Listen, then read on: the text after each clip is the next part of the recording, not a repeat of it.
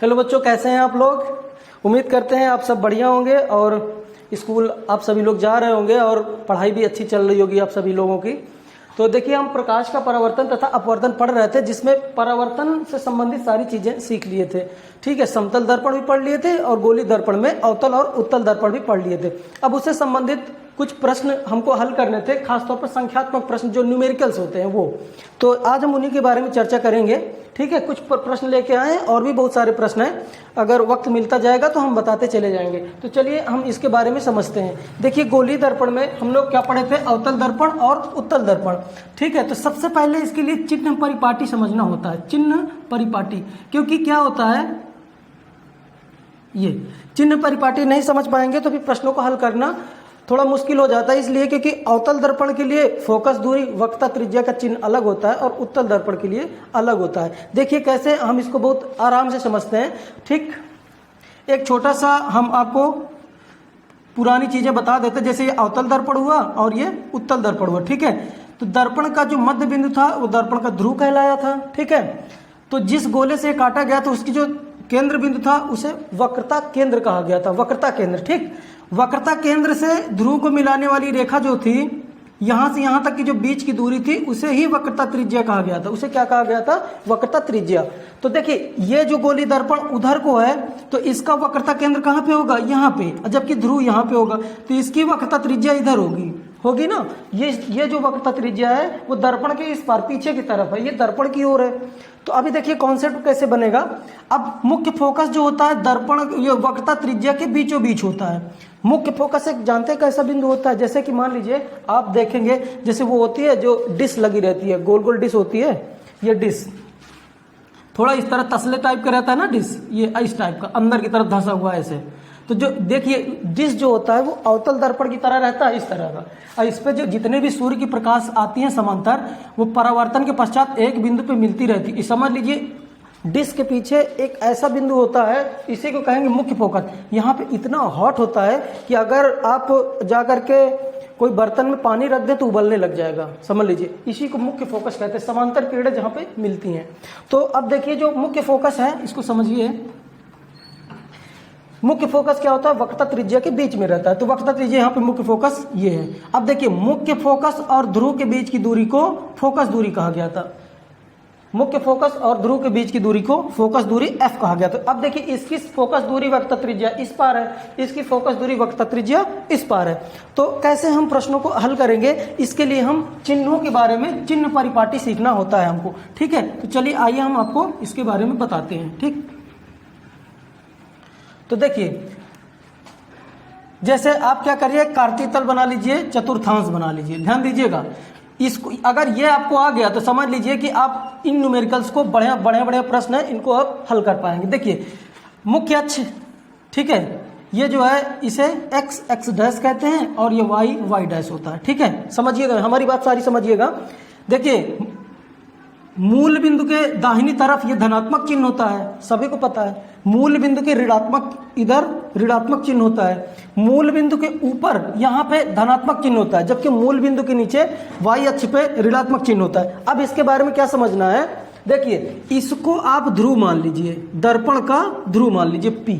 ठीक, अब इसमें चाहे आप अवतल दर्पण बना लीजिए चाहे उत्तल दर्पण बना लीजिए। चलिए हम पहले अवतल बना के दिखाते हैं। ये मान लीजिए आपका अवतल दर्पण है, ये समझ लीजिए, एक बार में समझ जाइए। न्यूमेरिकल्स गारंटी है कि आपको पूरा का पूरा आएगा, इसमें दो राय नहीं है। ठीक, ये अब देखिए इसका वक्रता केंद्र किधर होगा, यहाँ पे। मुख्य फोकस कहाँ पे होगा, बीचों बीच यहाँ पे।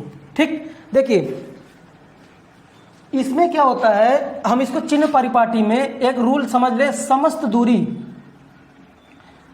दूरियां कहां से नापी जाएंगी, समस्त दूरियां P से नापी जाएंगी, P से x के अनुदिश नापी जाएगी। ठीक है, P से नापी जाती हैं। ठीक, ठीक है, उसके बाद क्या है, बाईं ओर माइनस होगा और दाईं ओर प्लस होगा। इसका मतलब क्या हुआ कि देखिए जैसे हम मान लीजिए ये है, ये यहां से यहां तक की दूरी वक्रता त्रिज्या R है। वक्रता त्रिज्या लिख देता हूं, वक्रता त्रिज्या समझ लीजिएगा, वक्रता त्रिज्या। अब देखिए P से आप इधर नाप रहे तो ये ऋणात्मक है ना, इधर की जितनी भी दूरियां इधर को नापी जाएंगी, सारी दूरियां P से नापी जाएंगी और इधर ऋणात्मक चिन्ह है तो ऋणात्मक होगा। इसका मतलब यहां से आप यहां तक आएंगे तो इसी का मतलब वक्रता त्रिज्या r हो जाएगा। तो इसका मतलब इधर से इधर को नहीं जाएंगे, इधर से इधर को। तो समझ लीजिए ये वक्रता त्रिज्या जब भी पूछी जाएगी अवतल दर्पण में, किसमें? अवतल दर्पण में। ध्यान दीजिएगा, अवतल दर्पण में। एक बार सीख लीजिए, बार बार परेशानी नहीं होगी। ये हमेशा क्या किस में हो जाएगी? माइनस में होगी। लिख दे रहे हैं, ये क्या हो जाएगी? ऋणात्मक चिन्ह में होगी। ठीक, अब देखिए फोकस दूरी कहाँ है? P से यहाँ तक जाएंगे ये, तो इसका मतलब फोकस दूरी इधर को ही आ रहे हैं। तो इसका मतलब अगर कभी भी फोकस दूरी आएगी तो किस में लिखेंगे? अवतल दर्पण की ऋणात्मक चिन्ह में। ठीक है, याद नहीं करना है, आपको दिमाग में बैठाना। अच्छा अवतल दर्पण है, ऐसे ऐसे करिए, इधर को घूमेगा, इधर को नापना है, तो समझ लीजिए ये x अक्ष ऋणात्मक होता है। तो इसका मतलब ठीक, व्यक्ति कहाँ पे खड़ा होता है? व्यक्ति हमेशा बाईं तरफ ही रहता है। मान लीजिए यहाँ पे व्यक्ति खड़ा है, यहाँ पे ये, ठीक। अब व्यक्ति अब यहाँ पे खड़ा है तो ये भी P से इधर की ही ओर है। तो देखो व्यक्ति से दर्पण, ध्यान दीजिएगा, व्यक्ति से दर्पण के जो बीच की दूरी होती है उसको स्मॉल u से लिखा जाता है। स्मॉल u से याद रखिएगा। तो इसको हम लिख दे रहे हैं, वस्तु की दर्पण से दूरी, गोलीय दर्पण से दूरी। ठीक है, तो ये याद रखिएगा, जो u है ये भी किस में होगा? माइनस में होगा, क्योंकि ये इस पार है। अब देखिए प्रतिबिंब जहां पे भी बनेगा, प्रतिबिंब इधर भी बन सकता है, इधर भी बन सकता है, यहां भी बन सकता है, यहां उस पार भी बन सकता है। अगर उस पार प्रतिबिंब बना तो प्रतिबिंब की दूरी धनात्मक होगी। ठीक है, तो यहां पे लिख देते हैं प्रतिबिंब की दूरी, प्रतिबिंब की वस्तु से दूरी, प्रतिबिंब की वस्तु से दूरी, प्रतिबिंब की दर्पण से दूरी। ध्यान दीजिएगा, प्रतिबिंब की जो दर्पण से दूरी होगी वो भी किसमें होगी? ऋणात्मक। अगर इधर बनेगा तो ऋणात्मक है, उधर बनेगा तो धनात्मक। तो इसका मतलब आप ये कार्तीय तल से दिमाग लगाइएगा, समस्त दूरी ध्रुव से नापी जाती है। ध्रुव हमेशा मूल बिंदु पे होगा, इधर को नापेंगे तो माइनस में रहेगा, इधर को नापेंगे तो प्लस में रहेगा। तो इसका मतलब आपने क्या सीखा कि गोली अवतल दर्पण में क्या है? जो वक्रता त्रिज्या r है वो हमेशा माइनस में रहेगा, फोकस दूरी माइनस में रहेगा, u माइनस में रहेगा, यानी कि वस्तु की दूरी, ठीक है, वस्तु की दर्पण से दूरी अभी भी माइनस में होगा। इतनी चारों चीजें आप समझ लिए किसमें? अवतल दर्पण में। अब देखिए उत्तल दर्पण में समझ लीजिए। ठीक, इसको यहां से हटाते हैं, कुछ नहीं है, कुछ भी नहीं है भाई, कुछ भी नहीं है इसमें। ठीक, समझने की बात है। आप आज इसको समझ लीजिए और उसके बाद आपको दिक्कत नहीं होगी। ठीक है, ये देखिए यहाँ पे मूल बिंदु है। अब आप क्या कीजिए भाई, ये x अक्ष था आपका, इधर धनात्मक अक्ष था, इधर ऋणात्मक था, इधर धनात्मक, इधर ऋणात्मक। अब देखिए आप इसको ऐसे समझिए, ये आपका उत्तल दर्पण हो गया। ठीक, तो ये ध्रुव हो गया। अब इसका f इधर तो नहीं होगा, या c इधर तो नहीं होगा, c तो उधर होगा क्योंकि उधर गोल है। तो ठीक है, तो यहाँ पे हो गया वक्रता केंद्र c, अब मुख्य फोकस f यहाँ पे हो गया। देखो P से इधर को धनात्मक अक्ष की तरफ चले गए तो क्या हो जाएगा?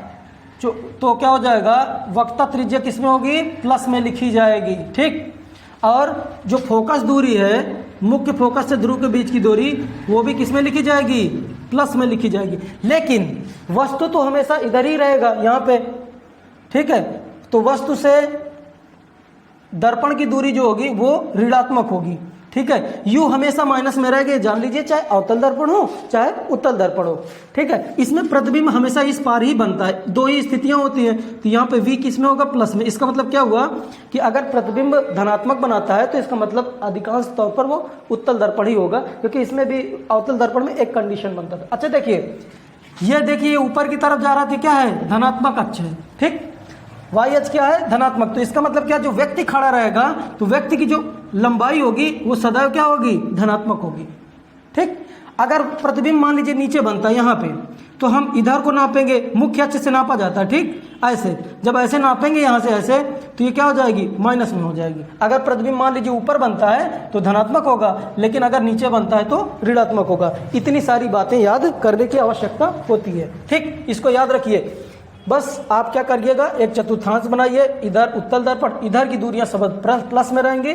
फिर अगर इधर अवतल दर्पण बनाते हैं तो इधर की दूरियां माइनस में होती है। बस एक कॉन्सेप्ट बनाना है, बस। उसके बाद चिन्हों को याद करने की आवश्यकता ही नहीं है। चलिए अब आगे बढ़ते हैं, इसको दिमाग में बैठा के रखिएगा। ठीक, अब चलते हैं उसके थोड़ा सा आगे पढ़ने की कोशिश करते हैं।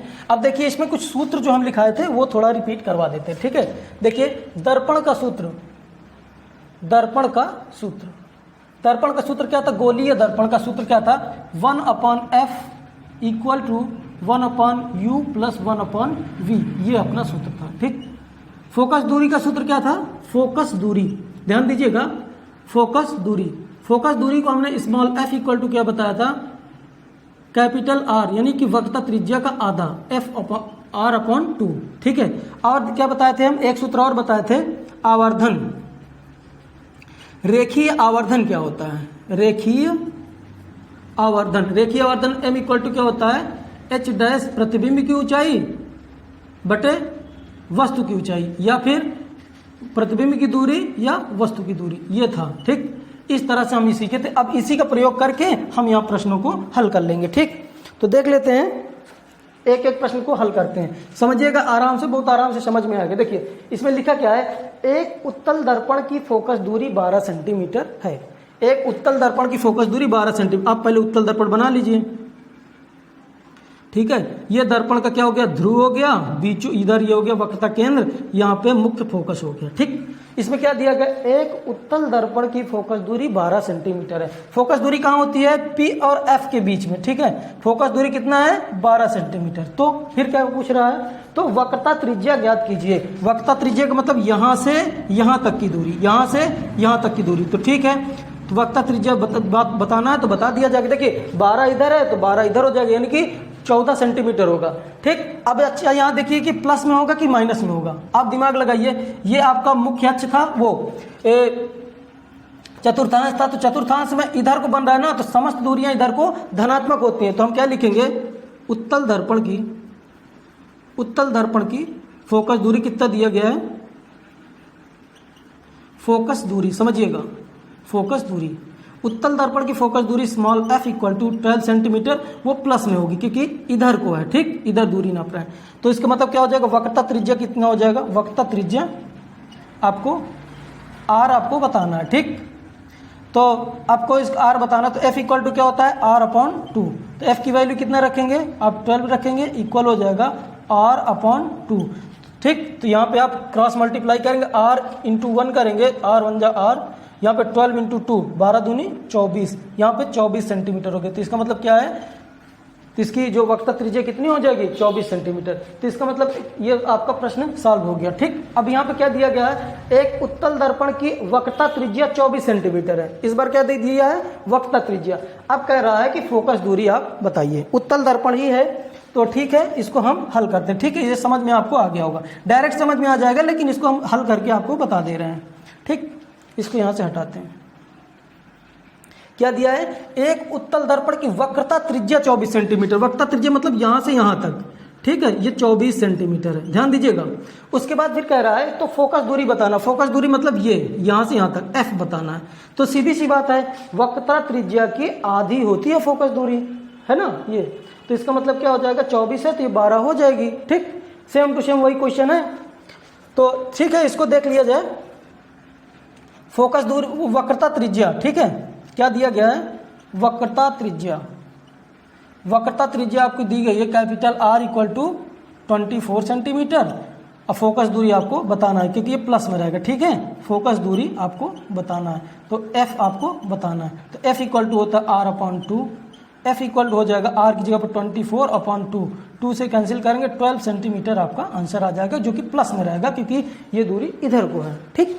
अब देखिए यहाँ पे तीसरा प्रश्न, छोटे छोटे प्रश्न है। अभी देखिएगा जब आवर्धन से संबंधित प्रश्न होंगे तब आपको बहुत मजा आएगा। देखिए यहाँ पे लिखा एक अवतल दर्पण की वक्रता त्रिज्या 20 सेंटीमीटर है। अवतल दर्पण बना लिया जाए, ये अवतल दर्पण होता है, ठीक, ये अवतल दर्पण। तो देख लीजिए ये P हो गया, ये वक्रता केंद्र C हो गया, मुख्य फोकस F हो गया। अब समझिएगा यहाँ पे अवतल दर्पण है ना, तो इसको यहाँ से हटा करके अवतल दर्पण ऐसे बनता है। तो देखिए अब समस्त दूरी मूल बिंदु से इधर को नापी जाएंगी क्योंकि P से नापी ही जाती हैं। तो C और F यहाँ पे, तो इधर को नापेंगे तो ये ऋणात्मक अक्ष होता है कि नहीं, ऋणात्मक अक्ष होता है ना, तो इधर ये माइनस में होगा।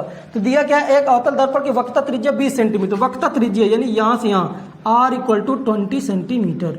तो क्या दिए पूछा गया है, फोकस दूरी पूछा गया, स्मॉल f की वैल्यू, ठीक है। देख लेते हैं अवतल दर्पण की, ध्यान दीजिएगा, अवतल दर्पण की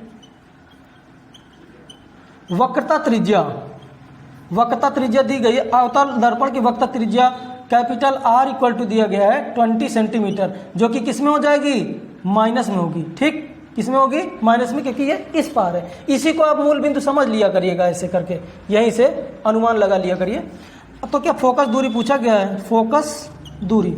अब समझ लीजिए फोकस दूरी इसकी क्या होगी, तो हो जाएगा F equal to R/2।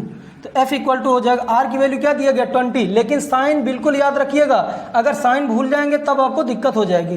F2 से अब इसको कैंसिल करेंगे, कितना आएगा 10, यानी F इक्वल टू क्या आ जाएगा -10 सेंटीमीटर। आप साइन जरूर याद रखिएगा, साइन बिल्कुल ध्यान में रखिएगा, नहीं तो क्वेश्चन करने में आपको समस्या हो जाएगी, खासतौर पर जब आप दर्पण का प्रयोग करेंगे। ठीक, ये आपको समझ में आ गया होगा। ठीक, अब देख लेते हैं अगला प्रश्न, इसको यहां से हटाते हैं। देखिए इसमें क्या दिया गया, अगला चौथा प्रश्न क्या है, एक अवतल दर्पण की फोकस दूरी 12 सेंटीमीटर है। इस बार क्या दे दिया है, फोकस दूरी, ठीक, ये वाली 12 सेंटीमीटर। ठीक, उसके बाद क्या दिया गया है, तो वक्रता त्रिज्या बताइए, वक्रता त्रिज्या यहां से यहां तक की दूरी, अगर ये 12 है तो 12 इधर भी हो जाएगी, तो 24 आएगा इसका आंसर। थोड़ा देख लेते हैं, ये दूरी इधर को है ऋणात्मक अक्ष की तरफ, तो इसका मतलब माइनस लिखेंगे। ठीक है, अवतल दर्पण की, ध्यान दीजिएगा, अवतल दर्पण की फोकस दूरी, अवतल दर्पण की फोकस दूरी कितनी दी गई है, -12 सेंटीमीटर। ध्यान दीजिएगा, चिन्ह का विशेष ध्यान दीजिएगा। तो वक्रता त्रिज्या क्या हो जाएगी, वक्रता त्रिज्या R की वैल्यू आपको बताना है। तो F इक्वल टू क्या होता है, R/2। ठीक, तो F की जगह पर -12 रखेंगे, ठीक है, इक्वल हो जाएगा R/2। ठीक, अब यहाँ पे क्रॉस मल्टीप्लाई करेंगे, R × 1, R1 जा R, यहाँ पे 12 2 जा 24, 12 2 जा 24 सेंटीमीटर। ठीक है, ये आ जाएगा R इक्वल टू 24 सेंटीमीटर। ठीक है, तो आपको ये पता चल, मुख्य रूप से हमको चिन्ह को बताना था आपको कि इधर की समस्त दूरियां ऋणात्मक होती हैं, इधर की समस्त दूरियां धनात्मक होती हैं। ये P मूल बिंदु होगा। अब चाहे अवतल दर्पण बनाइए चाहे उत्तल दर्पण, आपको याद करने की जरूरत नहीं है, सिर्फ कॉन्सेप्ट दिमाग में रख लीजिए। ठीक, अब देखिए एक आपका प्रश्न है, 5वां प्रश्न। ठीक, इसको हटाते हैं, 5वां प्रश्न देख लेते हैं क्या कह रहा है। ठीक है, यहां ध्यान दीजिएगा, दिया गया है 16 सेंटीमीटर फोकस दूरी के अवतल दर्पण के सामने। तो सबसे पहले एक अवतल दर्पण आप बना लीजिए।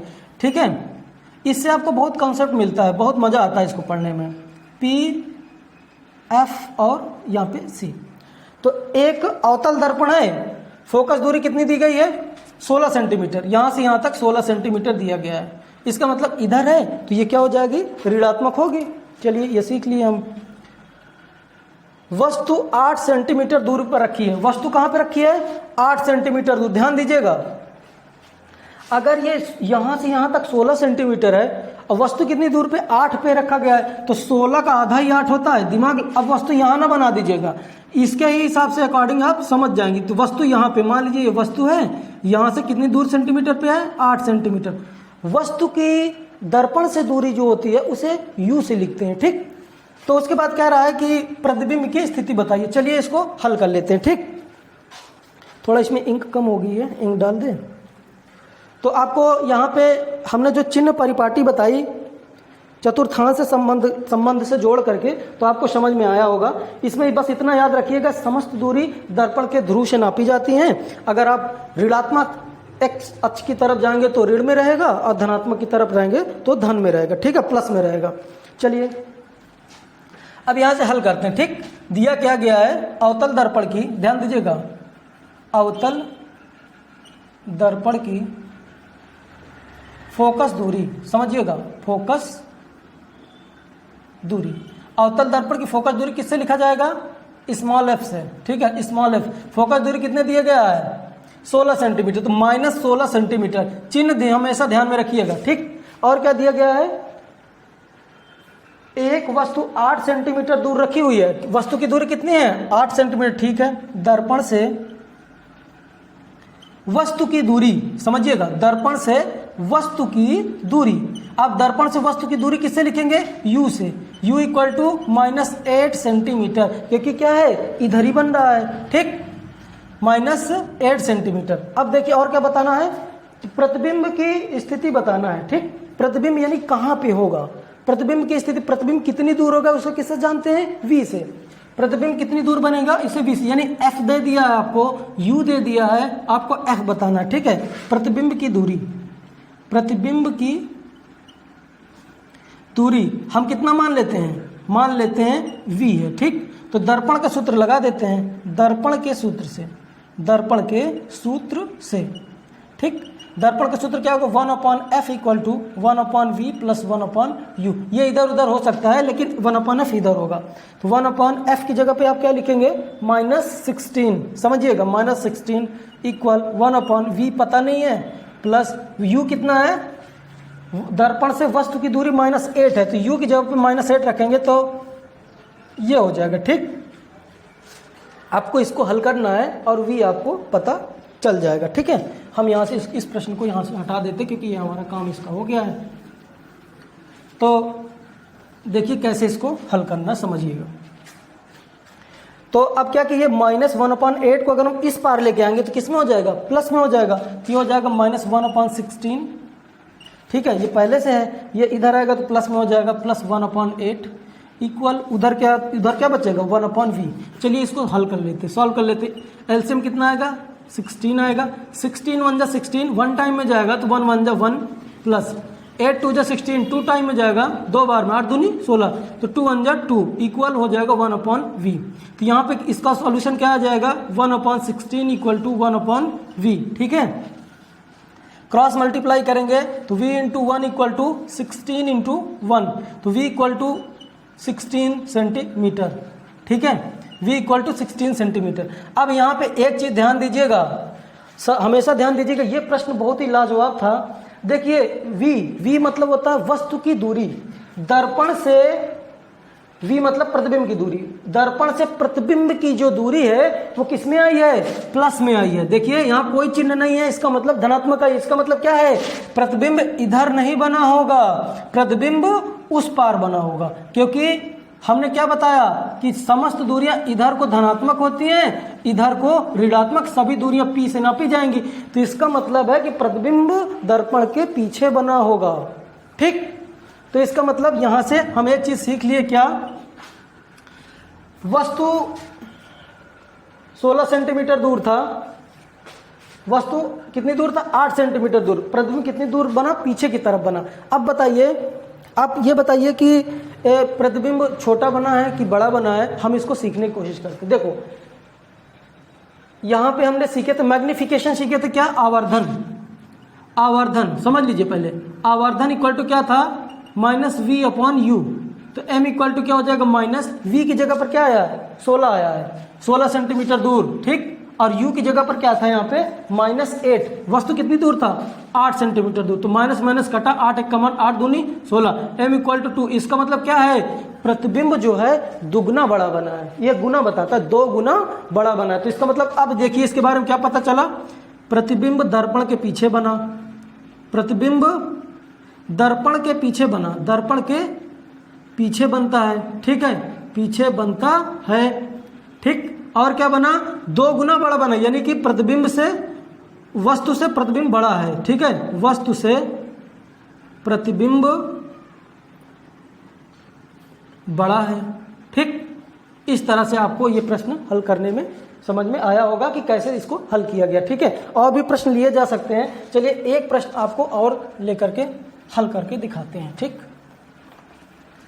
कोई सा बढ़िया प्रश्न ले लिया जाए।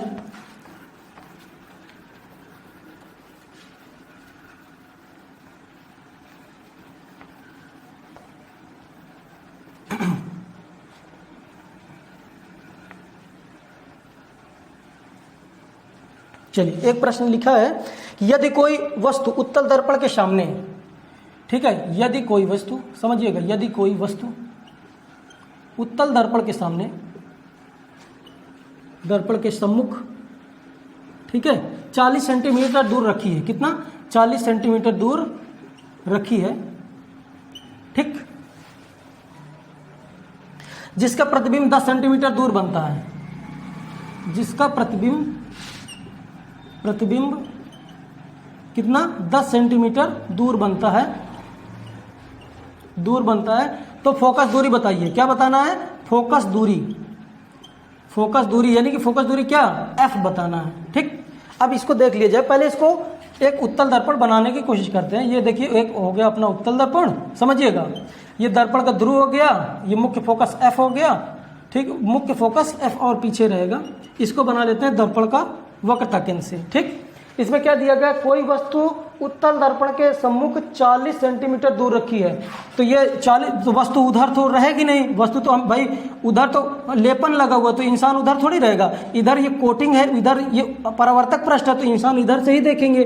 40 सेंटीमीटर दूर है, तो मान लीजिए यहाँ पे कोई वस्तु है, यहाँ से यहाँ तक 40 सेंटीमीटर डिस्टेंस है। ठीक है, तो यहाँ पे लिख लेते हैं। अब देखिए ये इस तरफ आ रहा है, इसका मतलब आप यहाँ पे समझ लीजिए ये इधर की दूरी है, तो इसका मतलब ये माइनस में होगी। उधर की दूरी धनात्मक होती है, तो समझिएगा वस्तु की दर्पण से दूरी, ध्यान दीजिएगा, वस्तु की दर्पण से दूरी, वस्तु की उत्तल दर्पण से दूरी, वस्तु के उत्तल दर्पण से दूरी। अब यहाँ पे आप देखेंगे u इक्वल टू क्या हो जाएगा? -40 सेंटीमीटर। ध्यान दीजिएगा ऋणात्मक चिन्ह होगा क्योंकि इधर है। उसके बाद क्या दिया गया है? जिसका प्रतिबिंब 10 सेंटीमीटर दूर बनता है। प्रतिबिंब की, ठीक है, प्रतिबिंब की, समझिएगा, प्रतिबिंब की दर्पण से दूरी, दर्पण से दूरी, प्रतिबिंब की दर्पण से दूरी v इक्वल टू कितना दिया गया है? 10 सेंटीमीटर। अब इसको प्लस में लिखे कि माइनस में? तो एक बात याद रखिएगा, उत्तल दर्पण में, उत्तल दर्पण में सदा प्रतिबिंब दो ही स्थितियां होती हैं, एक बार इधर कहीं बनता है, एक बार यहाँ बनता है। तो हमेशा याद रखिएगा उत्तल दर्पण में प्रतिबिंब की दूरी सदैव धनात्मक होती है, तो इसलिए हम इसको प्लस में ले लिए। अब फोकस दूरी क्या बताना है? F बताना है। क्या?